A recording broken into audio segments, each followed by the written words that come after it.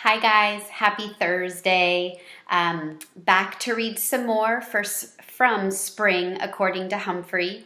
We're kind of in the middle of chapter 4, so I'm going to get to it and see how far we get today. All right, here we go.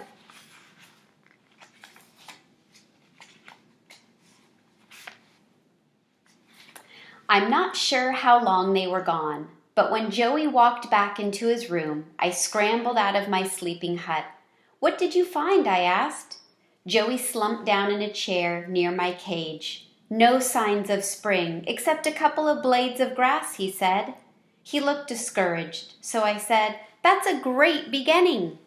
Remember, Humphrey is at just Joey's house for the weekend, and he's very scared of his dog.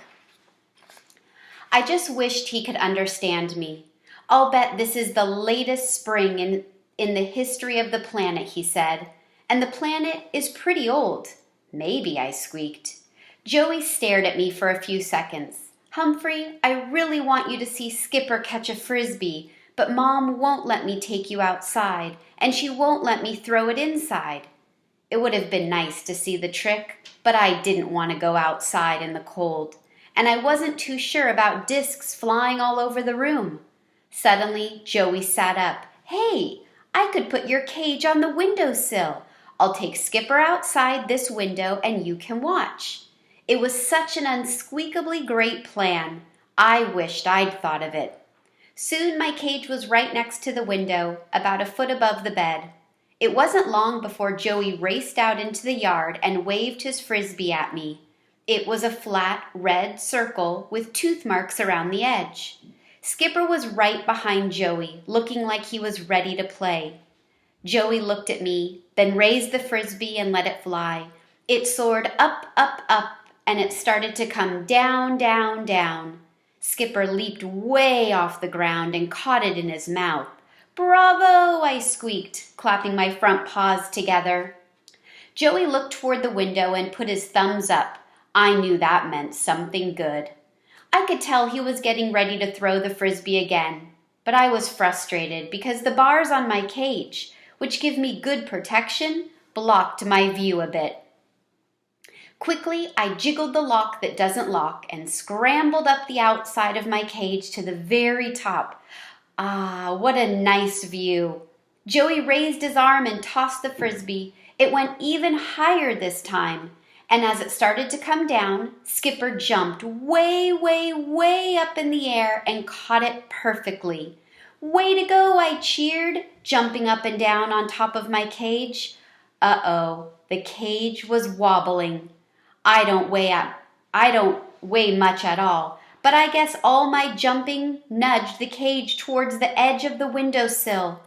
All of a sudden, it started tipping over. I flew off the cage and rolled a bit. I came to a stop, close, but not too close, to the edge. I am unsqueakably lucky that beds are nice and soft. My heart was pounding, but once I caught my breath, I looked over and saw a disaster. My bedding and food were scattered across the bedspread. Luckily, my water bottle hadn't leaked, and my notebook was still firmly tucked behind the mirror. Oops! I leaped to my feet and tried to push the cage upright, but it was no use. I was in trouble, and so was Joey. Big, big, big trouble. Humphrey's spring things. Eek! This was an awful thing. So far, I wasn't loving spring. That's the end of chapter 4. I'm going to keep reading for a few minutes. Here we go with chapter 5, The Silly Specks. Joey's mom discovered the disaster first. "Joey!" she yelled, tapping on the window. "Come in at once!" "Hi!" I squeaked to let her know everything was all right.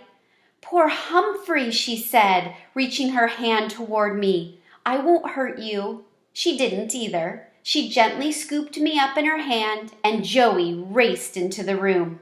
"What's wrong?" he asked. His mom wasn't happy. She pointed to the mess on the bed. "This," she said. "You put the cage on the windowsill and it fell off." Somehow, poor little Humphrey got out of his cage, and look at this mess. I'm fine, I squeaked. Really, it was exciting. Joey looked surprised. Mom, I made sure it was fine. Look, there's plenty of room for the cage to fit on the windowsill. You're going to clean this up now, she said. Then I'll wash your bedspread. Sure, Joey said. Don't be mad, Mom. I just wanted him to see Skipper catch the frisbee. Joey was true to his word. He's about the best cage cleaner in the world.